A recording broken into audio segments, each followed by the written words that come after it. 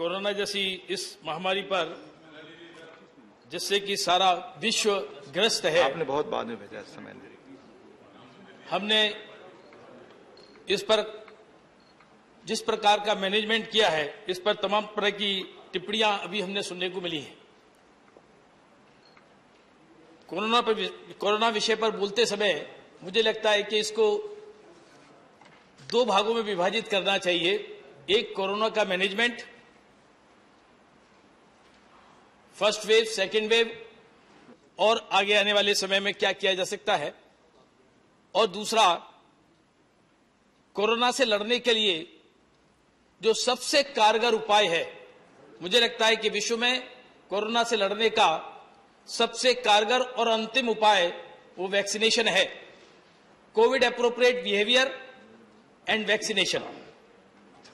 जहां तक कोरोना के मैनेजमेंट का विषय है, सारी दुनिया में, क्योंकि चीन का आंकड़ा आता नहीं है, बाकी सारी दुनिया में जिस प्रकार के ये महामारी फैली, किसी को इसका अंदेशा भी नहीं था, किसी को इसकी समझ भी नहीं थी।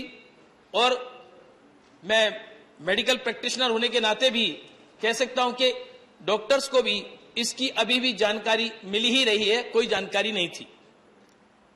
इस सब के बावजूद जहां विश्व पटल पर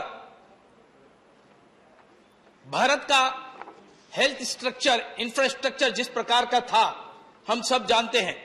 और इससे पहले की सरकारों ने क्या करके दिया और कितना दिया और क्या है, इसको भी हम सब भली बात ही जानते हैं। क्या हेल्थ स्ट्रक्चर में दुनिया में हमारी रेटिंग थी। इसके बावजूद हमें फख्र होना चाहिए इस देश के प्रधानमंत्री पर, हमारे नेता पर। हमारे सीमित संसाधनों के बाद भी जिस प्रकार से प्रधानमंत्री ने फ्रंट फुट पर कोरोना के खिलाफ लड़ाई लड़ी और 8 जनवरी 2020 को पहली बैठक की कि कोरोना आएगा तो हम क्या कर सकते हैं, सारे देश को सज्ज करने का काम किया, सारी व्यवस्थाओं संभालने का काम किया। 12 मार्च को जब WHO ने पेंडेमिक घोषित किया, 15 मार्च को एडवाइजरी देश में जारी हो गई थी। 22 मार्च को जनता कर्फ्यू के माध्यम से देश को एक प्रकार से सज्ज करने की बात कही गई थी कि ऐसा लॉकडाउन लग सकता है। 24 मार्च से लॉकडाउन लगाया गया। कुछ नेता अपने आप को बहुत प्रोग्रेसिव कहते हैं, उन्होंने तमाम तरह की बातें रखी थी कि कोरोना के विषय में ये कर सकते हैं, वो कर सकते हैं, और बाद में विदेश चले जाते थे। कोरोना के विषय में जब प्रधानमंत्री जी ने लॉकडाउन घोषित किया तो बहुत लोगों ने इसका मखौल बनाने की कोशिश करी। जब प्रधानमंत्री जी ने कोविड एप्रोप्रिएट बिहेवियर के बारे में बात करी, मास्क, डिस्टेंसिंग और सैनिटाइजेशन के बारे में, तब भी बहुत सारे राजनीतिक नेताओं ने मखौल बनाने की कोशिश करी। इसको पालन करने के लिए देश को सज्ज करना चाहिए था, जनता को आगाह करना चाहिए था, जागृति फैलानी चाहिए थी, उसकी जगह इसका मजाक बनाने की कोशिश की थी।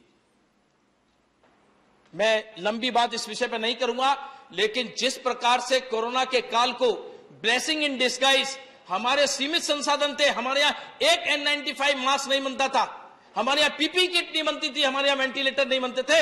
इस देश ने यह महारत हासिल की और सारी दुनिया को देने का काम शुरू कर दिया है। लाखों की संख्या में रोज बनते हैं और दुनिया को हम एक्सपोर्ट भी करते हैं।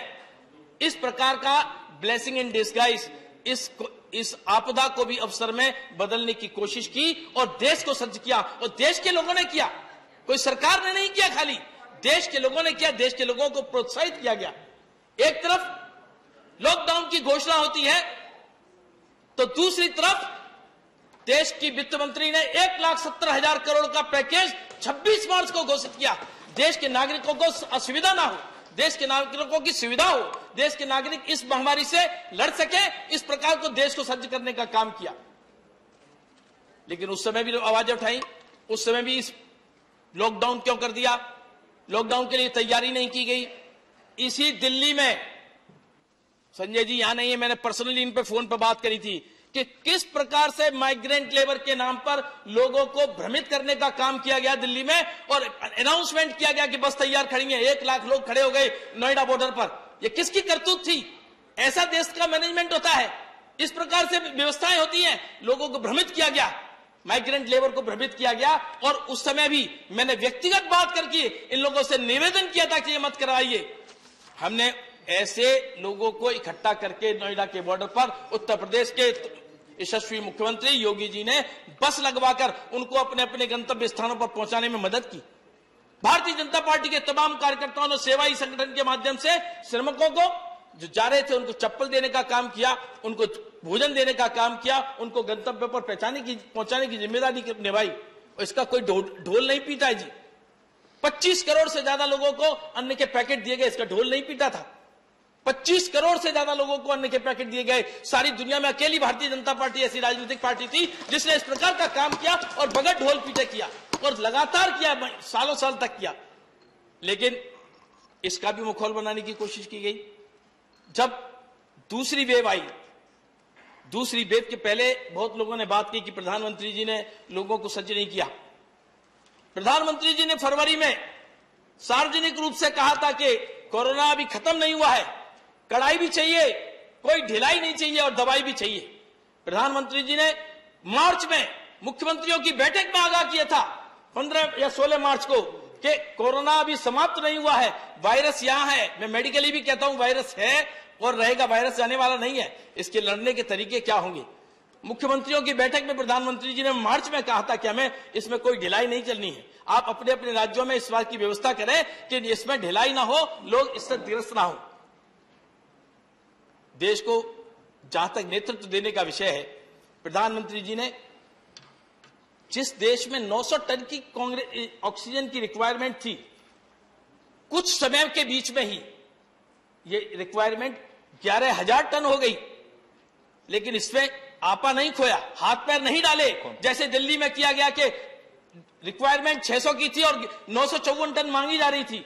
विभ्रम फैलाने की कोशिश की जा रही थी, विभ्रम फैलाने की कोशिश की जा रही थी। इस प्रकार के कामों को इस ऑडिट में रिपोर्ट में सामने आ गई सारी बात। मैं इसके डिटेल में नहीं जा रहा। जहां तक तीसरी वेव की बात है, क्योंकि समय मुझे डॉक्टर अनिल जैन जी कंक्लूड करें, आपका खत्म हुआ समय। 10 मिनट मुझे बताया। नहीं 7 मिनट का समय, सॉरी 7 मिनट का समय, प्लीज। चलिए ठीक है। जैसा मैं तीसरी वेव की बात, हमें नो टू थर्ड वेव कहना होगा। मैं सब नेताओं से निवेदन करता हूं कि तुमने जो वैक्सीन के बारे में, किसी ने कहा कि ट्रायल नहीं हुआ, किसी ने कहा कि मोदी वैक्सीन है, किसी ने कहा जनता वैक्सीन है, हम नहीं लगवाएंगे, अब सब लगवाने की लाइन में है। मेरा निवेदन है कि मैं सब संसद के सभी माननीय नेताओं को निवेदन करता हूं कि वो खुद वैक्सीन लगाते हुए अपना फोटो प्रचारित करें, जिससे उनके फॉलोअर भी इस विभ्रम से बचे। और जो वैक्सीन की हेजिटेंसी आप लोगों के कर्तृत्व के कारण, आप लोगों के गलत स्टेटमेंट के कारण आई है, वो वैक्सीन की हेजिटेंसी भी समाप्त होगी और जनता इसमें आगे बढ़कर वैक्सीन लगाने का काम करेगी। इसलिए मेरे सब विपक्ष के नेताओं से निवेदन है कि अपने फोटो के साथ वैक्सीन लगवाते हुए इसको प्रचारित करेंगे। इसमें कोई बुराई नहीं है, कोई इसमें गिरावट नहीं है, इसलिए ये करना चाहिए। धन्यवाद। जहां तक वैक्सीन का सवाल है, वैक्सीन सबसे ज्यादा कारगर उपाय है। वैक्सीन के बारे में लोगों को कहा गया कि वैक्सीन बाहर भेजी गई। माननीय अनिल जैन जी, आपका समय खत्म हो चुका है। मैं दूसरे स्पीकर को बुलाऊंगा। की जो जरूरत होती है, माननीय प्रधानमंत्री ने फ्रंट फुट पर जाकर कूटनीतिक तरीके से, माननीय अनिल जैन जी, मैं श्री रामदास अठावले जी को बुला, श्री रामदास अठावले प्लीज, श्री रामदास अठावले प्लीज बैठ जाए, आपको इजाजत नहीं है बोलने की, प्लीज।